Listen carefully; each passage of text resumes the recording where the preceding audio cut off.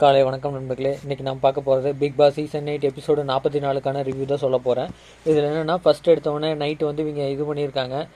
என்னென்னா ஃபஸ்ட்டு வந்து தர்ஷிகா ஜாக்லினும் வந்து பேசியிருக்காங்க. விஷால் இது அந்த ஸ்கூல் டாஸ்க்லேருந்து அது பிளெஸ்ஸிங்கு இதெல்லாம் ஆயிடுச்சு அப்படிங்கிற மாதிரி ஒரு ஃபீல் வந்து சொல்லியிருக்காங்க. அது சொன்னவுடனே இவங்கெல்லாம் வந்து வீடு ஷிஃப்ட் ஆகிட்டாங்களா. வீடு ஷிஃப்ட் ஆனவுடனே பெண்கள் அணி எல்லாருமே சேர்ந்து யார் போகலாங்க அப்படின்ட்டு போகலான்னு முடிவு எடுத்து ஆனந்தி தர்ஷிகாவும் போட்டி போட்டாங்க. ஆனந்தி தான் கடைசியாக ஃபைனலிஸ்ட் ஆனாங்க. அதுக்கப்புறம் அங்கே இருந்துட்டு என்னென்ன டாஸ்க்கு எது கொடுக்கலாம் அப்படிங்கிறதெல்லாம் சொல்லி அவங்க ஒரு ஐடியா பிளான் போட்டுட்டு இருந்தாங்க. அதுதான் வந்து நைட் நடந்தது. அப்புறம் காலையில் 8 மணி ஆனவுடனே மார்னிங் சாங்ஸு என்னென்னா கோடு போட்டேன் எனக்கு ஒன்று போட அப்படின்னு சொல்லிட்டு அந்த லைன் வரும்ல, நேற்று வரைக்கும் உங்கள் சத்தம் இன்று அப்படிங்கிற அந்த இதை லைன்ஸ் வந்து போட்டிருந்தாங்க. அது பார்க்கறதுக்கு இதாக இருந்தது, சூப்பராக இருந்தது. அதுக்கடுத்தது வந்து ஃபஸ்ட்டு வந்து என்ன டாஸ்க் வச்சாருன்னா, ஜாக்லின் விஷால் வந்து அந்த அதெல்லாம் முடிஞ்சவொடனே இங்கே கேப்டன் டாஸ்க் என்னென்னா லெமன் ஸ்பூனு எவ்வளோ நேரம் அவங்க வச்சுட்டு ஒரு சர்க்கிள் வரைஞ்சிருப்பாங்க பாக்ஸ் மாதிரி, அதில் வரைஞ்சி எவ்வளோ நேரம் வச்சுருக்காங்க அப்படிங்கிறத டாஸ்க்கு. மஞ்சரி தான் கடைசி வரைக்கும் வச்சுருந்தாங்க. விஷால் வந்து விட்டுட்டார். விஷாலும் மஞ்சரி தான் போட்டி போட்டாங்க. அதில் விஷால் தான் வந்து ரொம்ப நேரம் வச்சுருந்தான்னு பார்த்தா கடைசியாக மஞ்சரி தான் ரொம்ப நேரம் வச்சுருந்து வின் பண்ணாங்க. அது பார்க்குறதுக்கே சூப்பராக இருந்தது. அதுக்கப்புறம் அதை கொடுத்தோன்னே அருண் தான் போன தடவை கேப்டனாக இருந்தார். அவர் வந்து இவங்களுக்கு கிரீடம் மகுடம் சுட்டி வச்சுட்டு யார் அதிக முறை கேப்டனாக இருக்காங்களோ அவங்களுக்கு ராயல் என்ஃபீல்டு பைக் அப்படின்னு சொல்லி பரிசுன்னு சொல்லி போட்டிருந்தாரு. செமையாக இருந்தது. அப்புறம் அது போட்ட உடனே அப்புறம் ஒரு பிக் பாஸ் வந்து ஒரு அனௌன்ஸ்மெண்ட் சொன்னார்.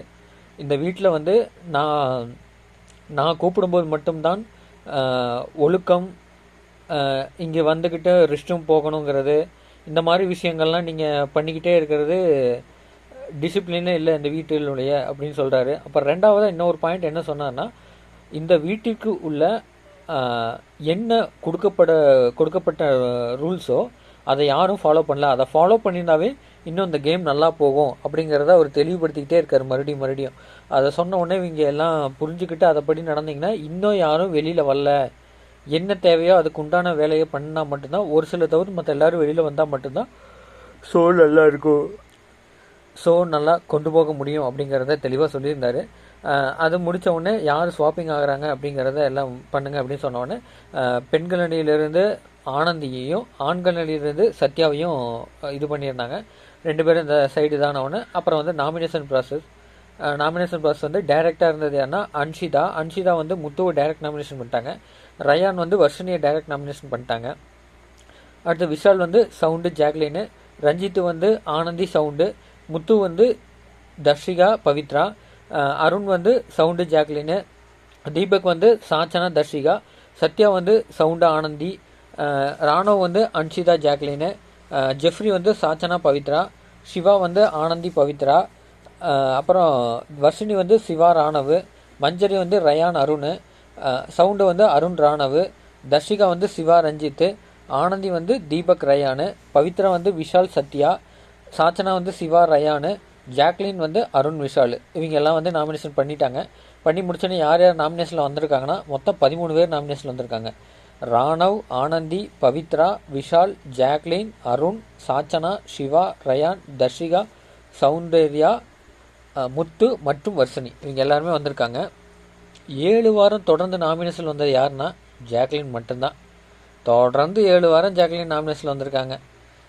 அதெல்லாம் அப்புறம் முடிஞ்சவுடனே நாமினேஷன் இதெல்லாம் முடிஞ்சவுடனே வெளியில் வந்தோடனே ஜாக்லின் வந்து விஷால்கிட்ட பேசிகிட்டு இருக்காங்க. என்ன ஏதோ பிளஷிங் ஆயிடுச்சா அப்படி இப்படின்லாம் வந்து கலாய்ச்சிட்டு இருந்தாங்க ஜாக்லின் வந்து விஷாலை.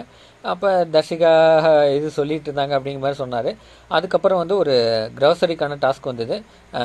எப்படின்னா 3 பேர் கண்ணை மூடிக்கணும், 3 பேர் சேரில் உட்காந்துக்கணும். இவங்க கண்ணை மூடிட்டே போய் யாருக்கு வேணால் ஊட்டலாம். மொத்தம் 6 பேருக்கு யாருக்கு வேணால் ஊட்டிடலாம். யாருக்கு ஊட்டினாங்களோ அவங்களுக்கு உண்டான பாயிண்ட்ஸ் வந்து அவங்களுக்கு போயிடும். இப்போ வந்து பெண்கள் வந்து ஆண்கள் கூட்டினாலும் ஆண்கள் தான் பாயிண்ட்ஸு, அந்த மாதிரி பாயிண்ட் போயிடும். ஆண்கள் வந்து பெண்கள் கூட்டினாலும் பெண்களுக்கு பாயிண்ட் வரும், ஆண்களுக்கு பாயிண்ட் போகாது அந்த பாயிண்ட். அப்படி இருந்தது. இதில் வந்து விளையாட போனது யாருன்னா அருண், தீபக், ஜெஃப்ரி வந்து சவுண்டு, ஜாக்லின், அன்ஷிதா இவங்க 6 பேரும் ஊட்டுறதுக்கு போனாங்க. கண்ணை மூடிட்டு இவங்க நேராக போய் ஊட்டணும். சத்யா, தர்ஷிகா, வர்ஷினி, விஷால், சிவா, முத்து இவங்க எல்லாம் வந்து டைரெக்டாக இவங்க வந்து அங்கே கண்ணை மூடி உட்காந்துருப்பாங்க. அவங்களுக்கு வந்து 2 பேத்துக்கு கையை பின்னாடி வச்சுக்குவாங்க. பெண்களுக்கு மட்டும் ஒருத்தர் வந்து பழத்தை உரிக்கணும், 2 கையில் அவங்க பழத்தை உரிச்சிக்கணும், ஒரு கையில் டேரெக்டாக கொண்டு போய் ஊட்டணும். அதுதான் டாஸ்க்காக இருந்தது. ஃபன்னாக சூப்பராக இருந்தது பார்க்கறதுக்கு, என்ஜாய்மெண்ட் பண்ணுறதுக்கு. பெண்கள் வந்து 11,000 ரூபாய்க்கு எடுத்தாங்க. பெண்கள் வந்து 11,000 ரூபாய்க்கு எடுத்தாங்க, ஆண்கள் வந்து 9,000 ரூபாய்க்கு எடுத்தாங்க. அப்புறம் வந்து கிராசரி டாஸ்க்கு யார் போகிறாங்க அப்படிங்கிறத சொன்னாங்க. உங்கள் சாய்ஸ் அப்படின்னு சொல்லிட்டாரு. அன்சிதா, ஜாக்லின், சாச்சனா 3 பேர் உள்ளே போனாங்க பெண்கள் அணியில். ஆண்கள் அணியில் தீபக், முத்து, விஷால் இவங்க 3 பேர் உள்ளே போனாங்க. அதே மாதிரி பெண்கள் அணியில் வந்து ஆண்கள் அணியில் வந்து 9,180 ரூபாய்க்கு எடுத்திருந்தாங்க. ஜஸ்ட்டு வார்னிங் சொல்லி விட்டுட்டாரு. பெண்கள் அணியில் வந்து 12,040 ரூபாய்க்கு எடுத்தாங்க. 11,000 ரூபாய்க்கு பர்ச்சேஸ் பண்ணி 12,040 ரூபாய்க்கு எடுத்து அவர் ரொம்ப ஃபீல் பண்ணார். ஃபீல் பண்ணிவிட்டு அவர் நான் கொடுக்குறத வச்சு நீங்கள் சமைச்சு சாப்பிடுங்கன்னு சொல்லிட்டாரு.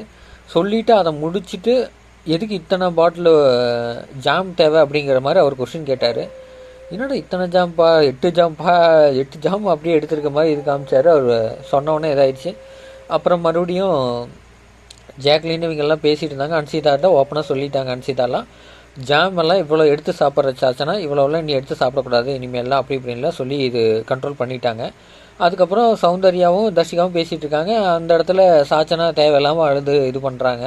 அது பார்க்குறதுக்கு அந்த இடம் ஏன்னா முடிஞ்சு போச்சு. நீ அதை மறுபடியும் அதுக்கு போய் ஃபீல் பண்ணி அழுதுட்டு இருந்தாலாம் ஒன்றும் வேலைக்கு ஆகாது. நீ அடுத்தது இருக்கிற ப்ரொஃபஷன் வச்சு நம்ம எப்படி சமைச்சிக்கணும், 4 நாளைக்கு என்ன பண்ணணும், அதுக்கு நம்ம என்ன அதுக்கு தேவையானது நமக்கு என்ன பொருளோ அதை மட்டும் தேவையானதுக்கு மட்டும் சாப்பிடணும் அப்படிங்கிறத அவங்க யோசிக்காமல் இது பண்ணியாச்சு. இது பண்ணதுனால இதுக்கு போய் சாச்சனா போய் அவங்க சொல்லிட்டாங்க இவங்க சொல்லிட்டாங்கன்னா அதை எப்படி திருத்திக்கலாம், இந்த இதெல்லாம் நம்ம மிஸ்டேக் பண்ணிவிட்டு அதெல்லாம் திருத்திக்கலாம் அப்படிங்கிற சொல்லிட்டு இருந்து அதை பண்ணிட்டாங்கன்னா இன்னும் நல்லா இருந்திருக்குன்னு தோணுச்சு.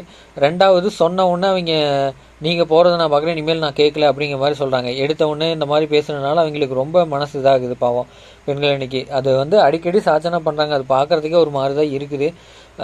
எபிசோடு சூப்பராக போயிட்டுருக்கு. உங்கள் உதவி இல்லாமல் இன்றைக்கி நான் எல்லாம் நம்பர்களே லைக் பண்ணுங்கள், ஷேர் பண்ணுங்கள், சப்ஸ்கிரைப் பண்ணுங்கள். தேங்க்யூ, பாய்.